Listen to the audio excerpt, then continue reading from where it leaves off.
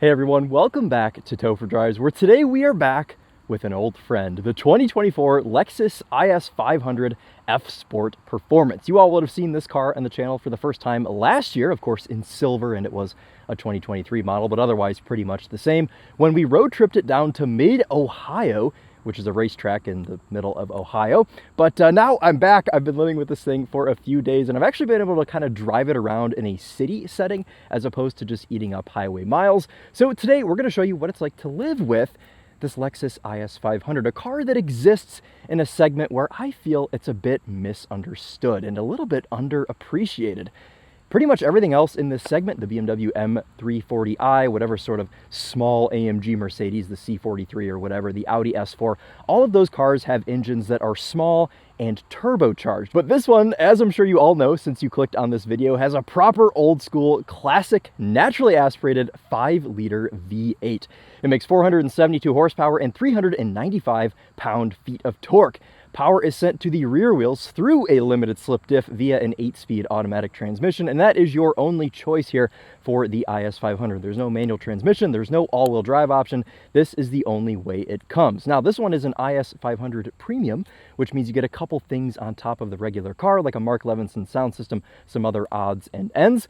This one has the optional 19-inch black BBS wheels, and today we're running on some Bridgestone Potenza S001L tires. 235 40R19 on the front, and on the rear, what do we have? A 265 35R19, so a bit of a staggered setup here. This one's finished in what Lexus calls Incognito, which is, I mean, essentially Nardo Gray. Everybody has their own version of Nardo Gray these days, and I'm not really a big fan of this. I think that manufacturers could be a bit more creative than this color, but I think it looks okay here on this Lexus IS. Now, I've got a bit of a history myself with these cars because as soon as I graduated high school, I ran out and bought my own first-generation Lexus IS 300 with a 5-speed manual, which you guys will all see soon on the channel. It is itching to make its comeback, or I'm itching to give that car its comeback. But I've always loved these cars. They've always had a special place in my heart.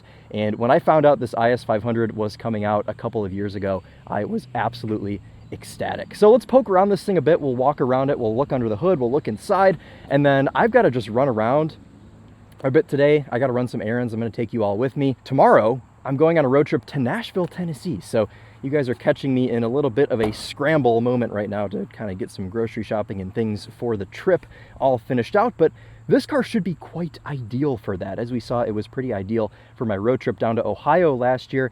And well, we'll talk a bit about that once we're out on the road. But I do actually want to start with the trunk because there's something very important underneath the trunk carpet. So let's go ahead and lift that up right now under our dealer accessory mat.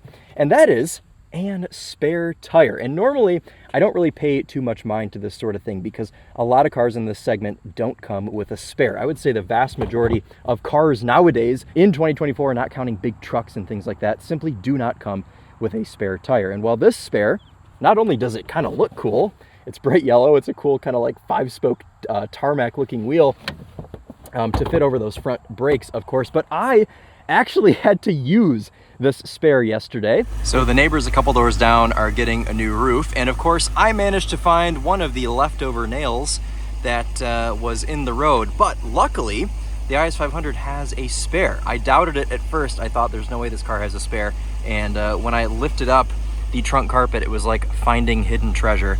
It's even gold. It's the proper color, and I think it kind of looks cool. But thinking back to the days, my old IS 300 had a full-size spare in the trunk, and the new IS 500, while it is not full width, it'll fit over those big brakes in the front if you need it to. So good mark for Lexus. And well, Lexus had me covered with that spare, so that's good. I mean, spare tires, they're so underrated, and it really helps me. I went to Discount, got the tire patched today, and we are all good to go. As you can see, the tire has plenty of air in it. But as far as trunk space goes, you could easily fit your golf clubs back here if you are a Lexus golf enthusiast.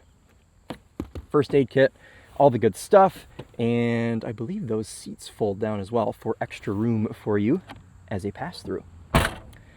Cool little lip spoiler, some black accent on this thing, and I gotta say, from the back, I love the stacked quad exhaust tips. Such a signature Lexus F and F Sport move here, and I love that they did it for the IS 500. Now, even though this has the 2UR GSE 5-liter V8, that doesn't mean that this is a full F car. This is an F Sport Performance. And I think the reason Lexus didn't make this a full F car and go all out was for a couple of reasons. I think they wanted this car to slot in the segment with cars like the M340i, the C43, the Audi S4, so they didn't have to give it 650 horsepower and make it absolutely ridiculous. And I think they also wanted to make it a bit more attainable for people that, you know, just have 60, 65, just as if that's not a lot of money, but you guys know what I'm saying. $60,000 to $65,000 as opposed to $100,000 does make quite a difference. Speaking of that engine, let's go ahead and pop the hood. IS 500 F Sport Performance Premium, like this one, starts around $63,000. This one as spec is about 67 grand because of those BBS wheels. Whatever else we have on this thing, we'll put the options down in the description for you. But there is our 2UR GSE, as it says here on our little tag. Very pretty looking engine bay, very pretty engine cover. We unfortunately don't get the blue painted intake manifold like you get on the full F cars, but this is pretty much everything you get. I think it looks fantastic. I love a good V8, especially a naturally aspirated V8. I mean, how many cars, how many sports sedans? I don't know that there are any other ones that have a naturally aspirated V8. This is kind of like just the best sort of like old time rock and roll car that exists on the current market. Lexus does always lag a little bit behind and stuff, and you'll see some of that once we get onto the interior, but the result of that is that we get really cool old school stuff years after it probably should exist. So let's keep our mouths shut on Lexus being far behind and just enjoy the products that they are gracing the market with right now. Now, in the back of the Lexus IS 500, and in fact any Lexus IS, you'll find that it's a bit smaller than some of its competitors, and it's kind of always been this way. My first gen IS has quite a tiny back seat as well. At 5'11", sat behind myself, I do have just enough room, and with the camera on my face, it is actually touching the headliner. So a little bit of a small back seat. Got some pop-out cup holders here in the middle, and Lexus always does a really good job with materials. The leather is super soft. We do have some vents, which is nice to see. 2 seat back pockets, but other than that, not really too much. This is finished in infrared inside. It's trimmed, it's very red. It's almost like Porsche, where pretty much everything in the interior is one color. A little bit of black accents on the top of the door panels, but otherwise very red. A fly just flew into the car. I don't want that in there. Please exit. Where did it go? Oh, it's up front. Get out. Out. Nope, now it's in the driver's compartment. Okay, it's out. Shut all doors. It's moments like this where I think, if somebody sees me doing this right now, I would love to know what they're thinking. The IS 500 is rated at 17 mpg city, 25 on the highway, 20 mpg combined, which is about what you'd expect for something with a big 5-liter V8. So with that being said, let's go ahead, jump in, hope there are no more flies left in the interior, and go for a drive. Stepping up front, you can see quite a familiar display. We still have a CD player in this car. You gotta love it. And this one, being the premium, has the Mark Levinson sound system, which we will make sure to demo for you guys once we are on the highway, once we're on the road. Anyways, though, let's go ahead and fire this thing up.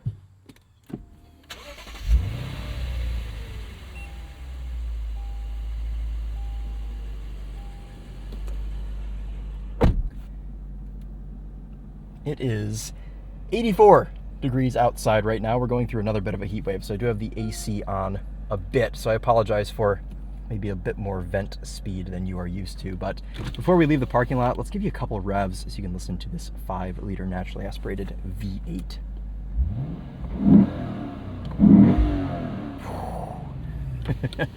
That is a proper noise. Very free revving and quick revving engine.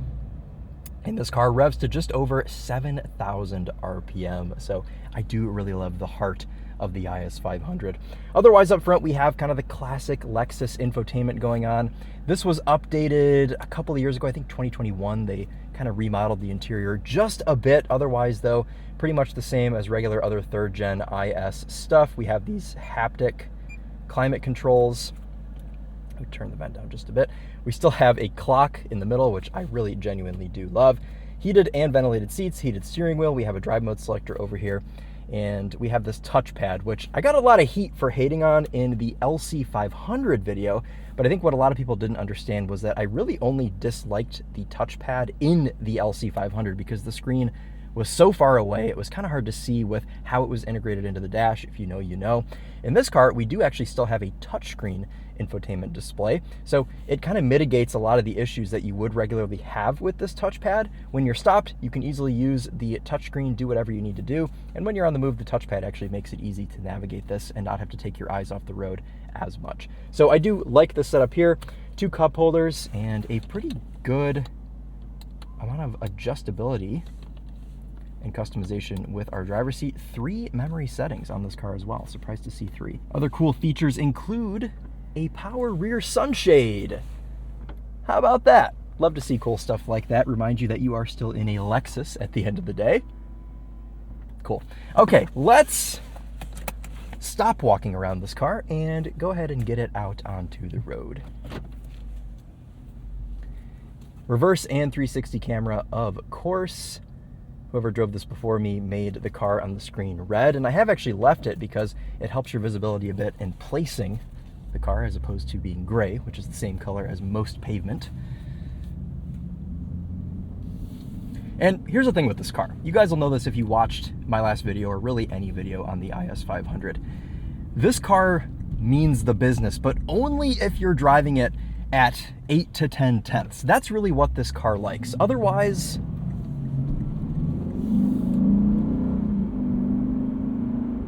it just likes to cruise. It likes to be quiet and reserved. And that's where Lexus has really stayed true to their brand of building simply luxury vehicles. I know a lot of the other brands like BMW, Audi, Mercedes, those cars are supposed to be luxurious, but they do have that sport factor. They kind of always put sport first in their cars like this. But Lexus does focus on comfort. And for daily driving, for running errands, it's so nice because you honestly, a lot of the times forget that you have a 5-liter V8 up front.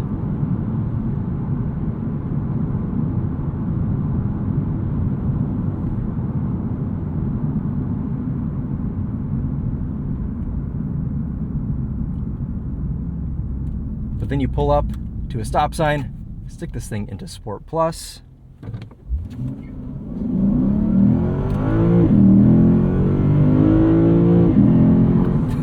And it absolutely rips. And makes quite a proper noise as well. Now, it's not as loud as the LC500, and also this 8-speed isn't as crispy as the 10-speed that you get in the LC500 as well. This car is overall a bit more relaxed. What I found weird with this car in particular is that this 8-speed is very smooth, very sort of unproblematic when you're driving normally like I'm doing now. But when you get on it, when you're going fast, the shifts are a little rough. So I don't know if this particular car has just been abused. It's a press car, it's got 6,000 miles on it. So Lord knows what this thing has seen. Judging by the state of the tires, it has seen some track use. Or just testing by a magazine local to here that rhymes with tar and Gryver. They've probably had this and put it through its paces as well. So there are some factors, not saying that this car shouldn't be able to hold up to things over 6,000 miles, but it has probably seen an abnormal amount of abuse. So we have some rough shifts with this 8-speed while driving spiritedly. And why is this happening to me right now? Like, what in the world made you think it was okay to pull out? Like, why don't people look? Like, what?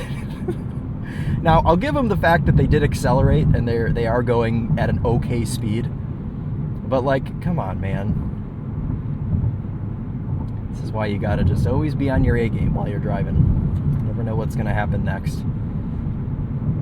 As far as seating position goes, I mean, this thing, it does still feel unapologetically Lexus IS. I mean, there are a lot of similarities to my first generation IS. The way this car drives, the sizing, this car really hasn't grown that much over the past 23 years. 2001 was the first ever IS in the United States, so going on a quarter of a century of Lexus IS here in America.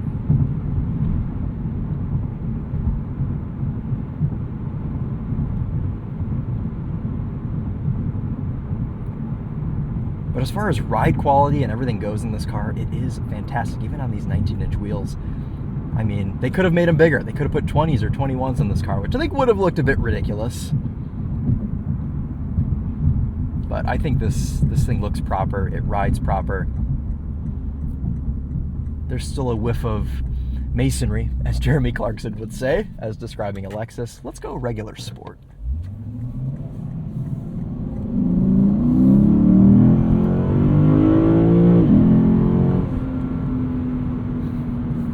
We can also take manual control of our 8-speed by bumping the stick over to the left.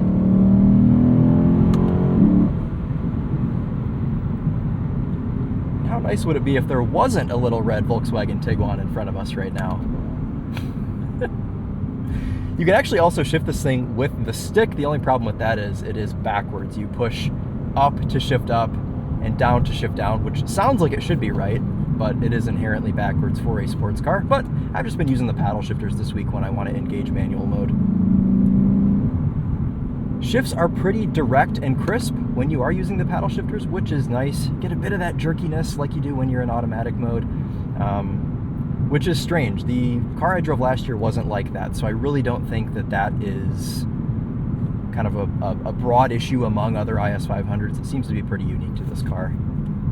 As we get ready to merge onto the highway, let's bump this into Sport Plus, and we've got a pretty good merge ramp up here, so hopefully we get to take advantage of that. Let's go manual mode too, why not?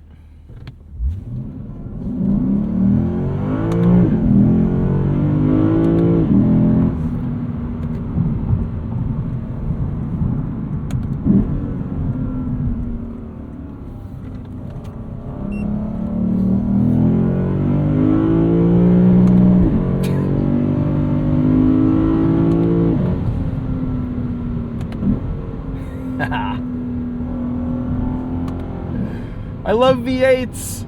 Yes, it makes such a cool noise.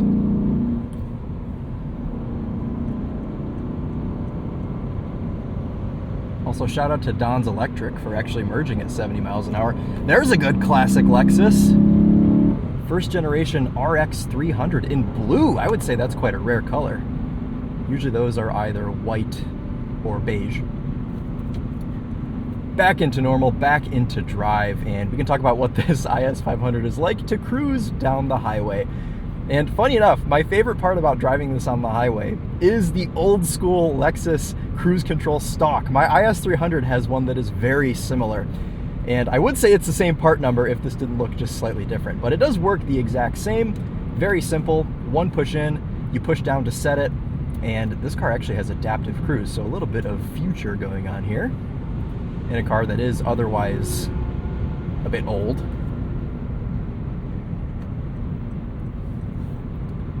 We'll get over here and we'll actually set this to a bit of a lower speed, especially because Mr. State Boy is right there. Thankful for this first generation RX 300. May have saved me today. Okay, let's be serious though for a second.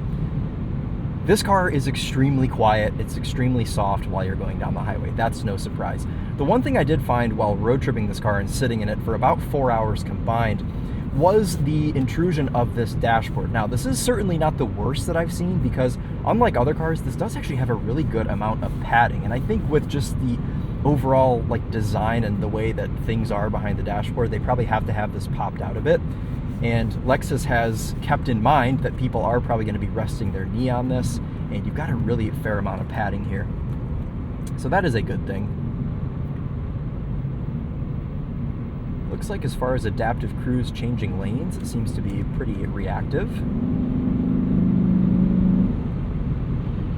And there's like a flap that opens up around 3,000 RPM. That's when you really hear the engine. Below, I think it's like 2,700. But below that, you like don't hear this thing at all. Right there. Did you guys hear that? So kind of a cool thing. Just to keep it very Jekyll and Hyde, as we do very much appreciate in a vehicle like this. I've just found this car being not really about going fast. You know, I kind of just enjoy the theatrics of this V8 and just the overall style of this car and kind of the way it makes you feel.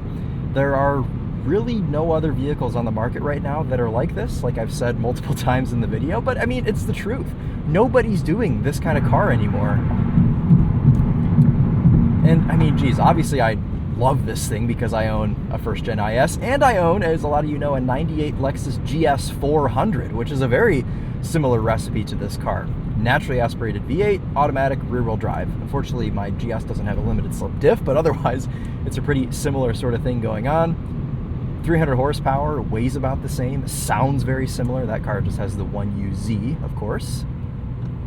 Seat comfort, from what I remember on my road trip last year, was quite nice. The lumbar adjustment in this car does really help its case, because I mean, these seats, these are not a new design. We've had these in Lexus ISs since the mid-2010s, but they do the job just fine. We're gonna stop at Whole Foods up here. I've got to get some road trip snacks for our trip down to Nashville tomorrow. But as we kind of sit through this traffic, let's go ahead and test out our Mark Levinson sound system.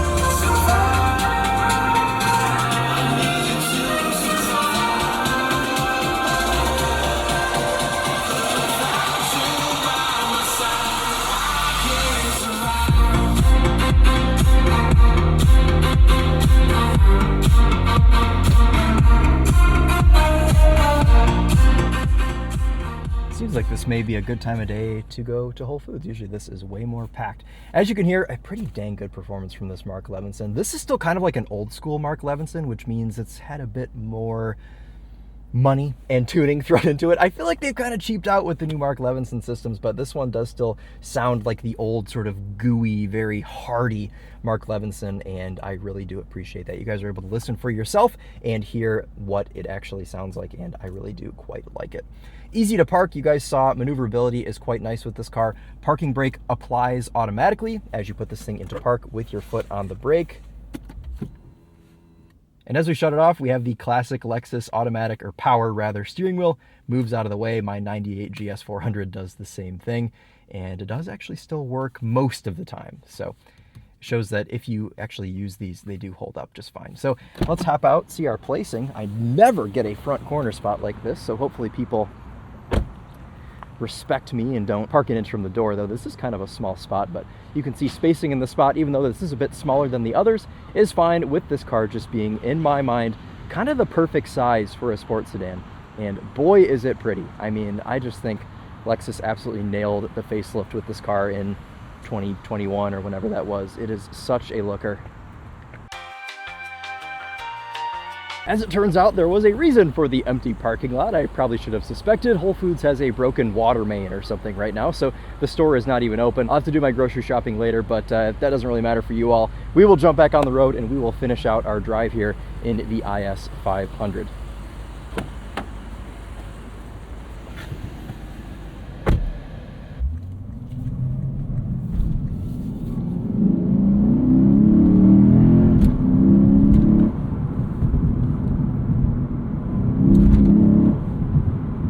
Proper old school fun. And if you're in the market for an M340i, give one of these a shot. It's a very, very different experience.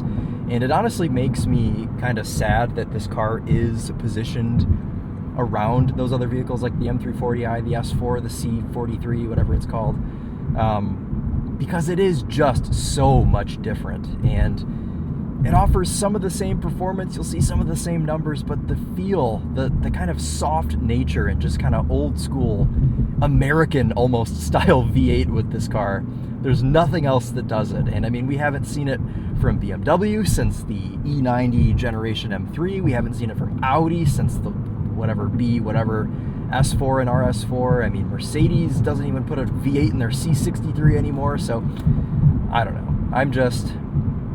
I love the old school rock and roll nature of this IS 500. I love the fact that it exists. I love that it came out in 2022. Nobody expected it to happen.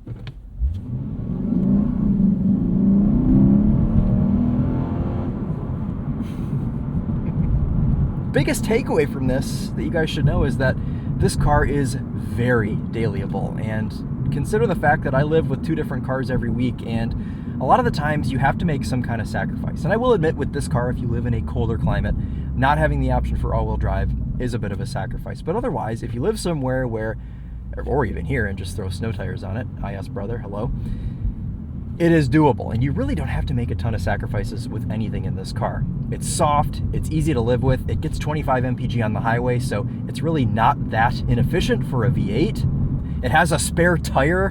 I mean, I just like this. And all of this for $67,000, which in 2024 is not all that much money for a car like this, you have to admit. 4 auto down windows.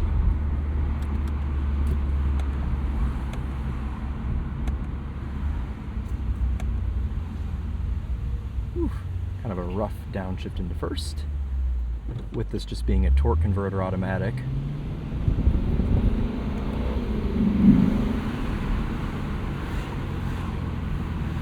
These are somewhat long gears. Yeah, that's the thing, is it won't rev match. It's shift into first, so it's a little rough. It is just a very deep, bellowy, pure V8 sound. And I think that fits the mature nature of the IS 500. I will give them that.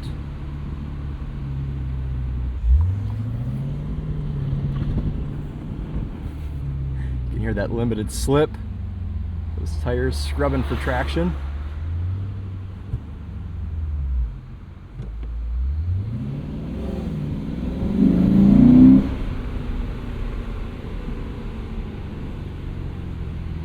It really does make a good noise, this car.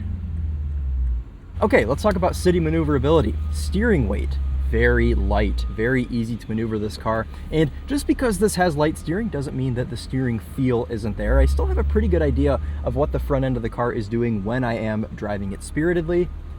But really, the perk here, and this is a terrible blind intersection, the biggest perk here is ease of maneuverability around city centers.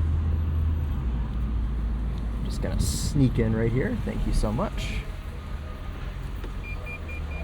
Please select an event from welcome. You can see our parking cameras automatically come on.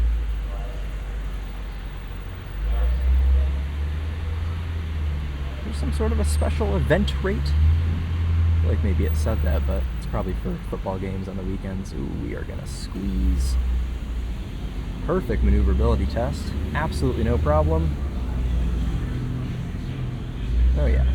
Alright guys, well, that's been a little bit of a day in the life with the Lexus IS 500 F Sport Performance. You guys know I love this car. If you're watching this video, you probably love this car as well. I think this is one of those cars where you either love it, or I was going to say either you love it or you hate it, but I think it's either you love it or you don't understand it, is probably what I would say, because this car is for enthusiasts for sure. This is not a car that you buy by accident, because of course there is the IS 300 or 350 or whatever. There are V6 and 4-cylinder all-wheel drive examples of this car that are great. They're very pretty and they're very good for people that want to look cool but don't necessarily care about driving. This is definitely the enthusiast choice. Having a car in 2024 with a big naturally aspirated V8, cool, E36 right there. Nice. I love that there are enthusiasts over at Toyota that care enough to put a car like this into production, and there is no way that this car was developed in the know of some of the higher ups. This was definitely built in the basement. It's somewhere in Japan, and I love that so much. I love skunkwork stuff like this. And I don't know how they convinced the higher-ups to allow this car to exist, but they must be some really great salesmen. I love the rumble, the bassiness of this as you kind of just slowly maneuver around. This is a car that's fun to drive slow and fun to drive fast. It doesn't really love the in-between, like I said earlier. Oh, we're running out of time to hear the V8 in the parking structure. Here's what we'll do. We'll go over here and we'll just put it in park and rev it. I think the gears are a bit too long to do an acceleration. All right, you ready?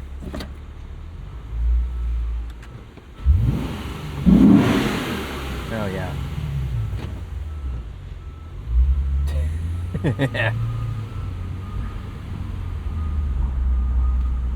And just back around the corner, we'll end up on the roof of the structure, as we normally do.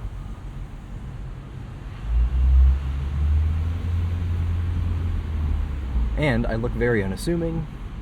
There's absolutely no idea that this was the silly little gray sedan that made all that noise.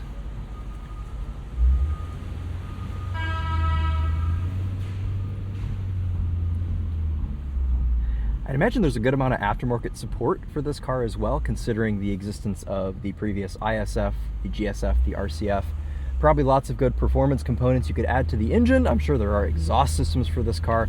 Ultimately, that's probably what I would do just to open this thing up a bit more. I'd put some kind of an exhaust on it and maybe some sort of an intake to hear some of that induction noise a bit more.